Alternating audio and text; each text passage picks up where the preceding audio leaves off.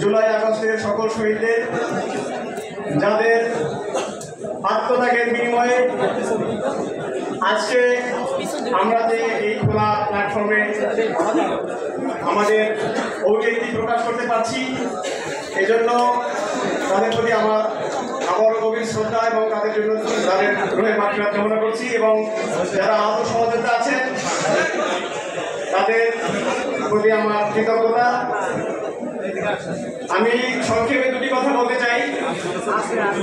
এখানে যারা উপস্থিত আছেন তারা অনেকেই হয়তো আমাকে চিনবেন না, তবে এখানে যারা উপস্থিত এদের ভিতর থেকেই আজকে গণঅধিকার পরিষদ 2018 সাল থেকে এখানে পৌঁছিয়েছে, তাদের প্রতি আমার আবারও কৃতজ্ঞতা। তবে আশঙ্কার বিষয় হচ্ছে 5 তারিখের পট পরিবর্তনের পরে আমাদের দলের আশেপাশে আমরা যারা এই দলের জন্য সামান্যতম ভূমিকা রেখেছি তাদেরকে উপেক্ষা করে কিছু হাইব্রিড, কিছু উচ্ছিষ্টভোগী আমাদের দলে বিশৃঙ্খলা তৈরি করার জন্য বিভিন্ন জেলায় দেখবেন যে তারা তাদের পায়তারা চালিয়ে যাচ্ছে।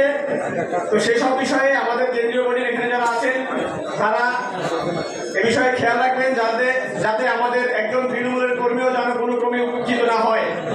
কেন্দ্র থেকে যদি কোনো ধরনের প্রার্থী, যেহেতু আমরা 300 আসনে প্রার্থী দিতে যাচ্ছি, অতএব এখানে 1400-1400 বেশি হয়তো দরখাস্ত জমা করেছে প্রার্থী হিসাবে।